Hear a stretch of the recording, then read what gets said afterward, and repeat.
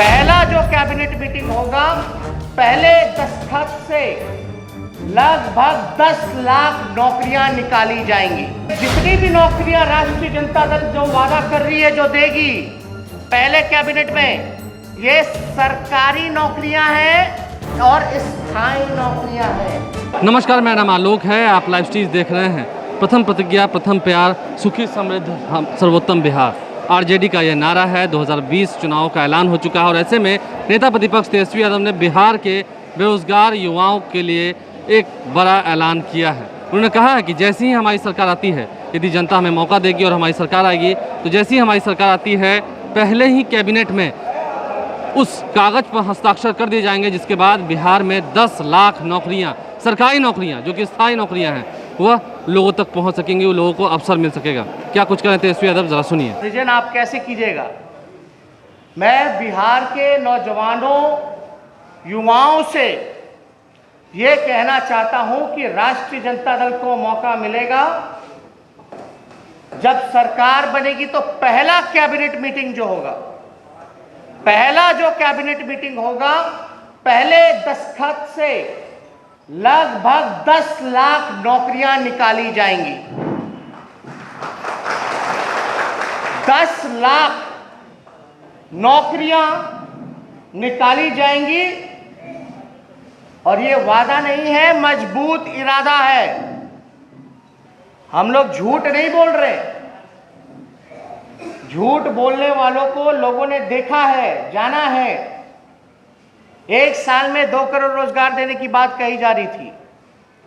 दूसरी तरफ 15 साल में जिन लोगों ने सत्ता में राज किया, बिहार को कंगाल बना दिया। एक बिहारी पर लगभग 37,000 रुपए का कर्ज हो चुका है। 12.5 करोड़ की आबादी है। बिहार पर भार हो चुका है। इसलिए हम सब लोग इस चीज को लेकर के गंभीर थे। आप लोगों ने देखा होगा विधानसभा में बेरोजगारी को लेकर के जो आवेदन जिन लोगों ने भरने का काम किया रोजगार के लिए, चपरासी की नौकरी में, ड्राइवर की नौकरी में लगभग 5.5 लाख आवेदनें जो हैं वो जमा की गई, केवल 250 पदों के लिए। हमने एक और आंकड़ा आप लोगों के सामने बोला था और नीतीश कुमार जी से पूछा था कि भाई, पुलिस डिपार्टमेंट, शिक्षा डिपार्टमेंट और आपका जो स्वास्थ्य डिपार्टमेंट है, उसमें लगभग 4.5 लाख नौकरियां रिक्त पड़ी हैं। अब आप लोग सब लोग सोच रहे हैं कि नौकरियां हम कहां से देंगे, कैसे देंगे, लेकिन कोई ये सवाल नहीं पूछता कि नीतीश कुमार जी पैसा कहां से देंगे। अब तक तो सृजन नहीं किया, रोजगार नियोजनों के नाम पर ठगने का काम किया। और ये जितनी भी नौकरियां राष्ट्रीय जनता दल जो वादा कर रही है, जो देगी पहले कैबिनेट में, ये सरकारी नौकरियां हैं और स्थायी नौकरियां हैं। सरकारी नौकरियां और स्थायी नौकरियां हैं। बिहार पुलिस का जो स्ट्रेंथ है वो 1,26,000 ही है। सोचिए, 12.5 करोड़ की आबादी और पुलिसकर्मी कितने? 1,26,000 है केवल। और नीतीश कुमार जी बोलते हैं कि लॉ एंड ऑर्डर को दुरुस्त कर दिए हैं। नीतीश जी, ये हर 4 घंटे पे बलात्कार होता है, हर 5 घंटे पे हत्या होती है। हम जब 15 में थे, 18 महीने आंकड़ा निकाल लीजिए एनसीआरबी का, और आप एनडीए का आंकड़ा निकाल लीजिए 2015 के 18 महीने के बाद का, तो अपराध तो बढ़ गया डबल इंजन की सरकार में। आप एनसीआरबी का आंकड़ा निकालिए, अपराध बढ़ने का कारण क्या है? 1 लाख पे अगर 77 पुलिसकर्मी रहेगा तो आप कितनी उम्मीद लगा सकते हैं पुलिस से कि वो अपराध को कंट्रोल कर सके? तो आपको हम बता दें, टोटल स्ट्रेंथ जो है, आप लोग पीछे हटिए, तो पीछे 66%। पथ निर्माण, जल संसाधन, भवन निर्माण, बिजली विभाग या अन्य विभाग में लगभग 75,000, मैं आंकड़ा गिना दूं, 75,000 जूनियर इंजीनियरों की जरूरत है।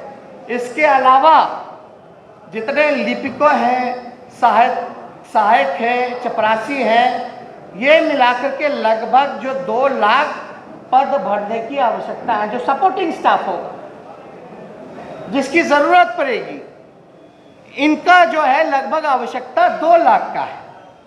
तो ये सारा कुल आंकड़ा मिलाकर के टोटल जो है वो 10 लाख का बनता है। इसमें हम डिटेल में आप लोगों को प्रेस रिलीज भी व्हाट्सएप पे हम आप लोगों के भेज देंगे, जिसमें कि आप लोग आंकड़े सही रूप से देख सकिएगा।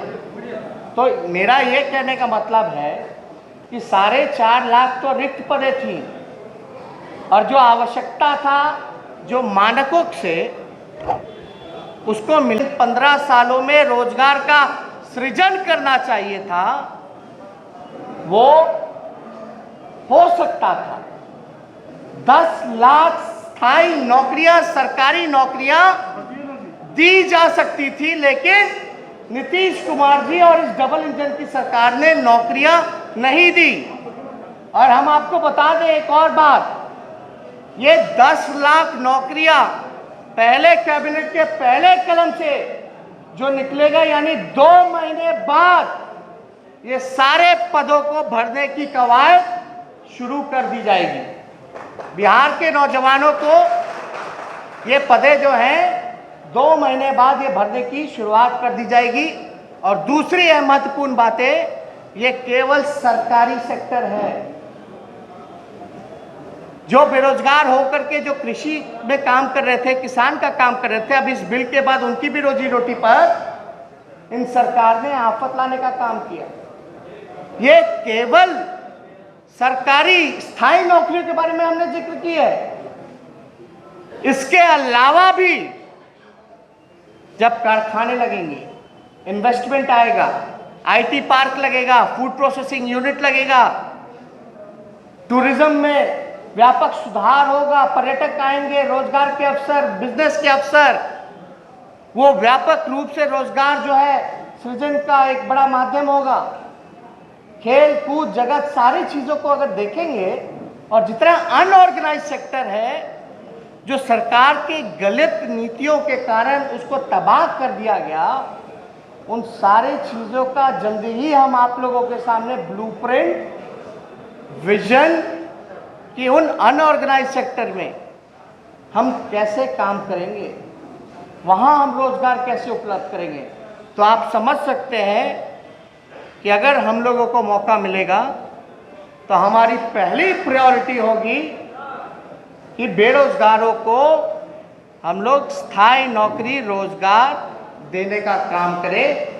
तो आपने सुना तेजस्वी यादव ने क्या कुछ कहा है। देखने वाली बात यह है कि उन्होंने दावे भी किए हैं, सरकार पर आरोप भी लगाए हैं, और 10 लाख सरकारी नौकरियां अगर आरजेडी की सरकार, महागठबंधन की सरकार आती है तो लोगों तक पहुंचेंगी, इसका आश्वासन भी दिया। उन्होंने कहा कि प्राइवेट सेक्टर्स में भी काफ़ी अहम बदलाव देखने को मिलेंगे, काफ़ी नौकरियां होंगी और डोमिसाइल नीति जो है वो लागू होगी। ऐसे में देखने वाली बात यह है कि क्या जिसे किसी विभागों के नाम भी उन्होंने गिनवाया है, ये कहा है कि नौकरियाँ बिहार में हैं, सरकार ने नहीं दी है।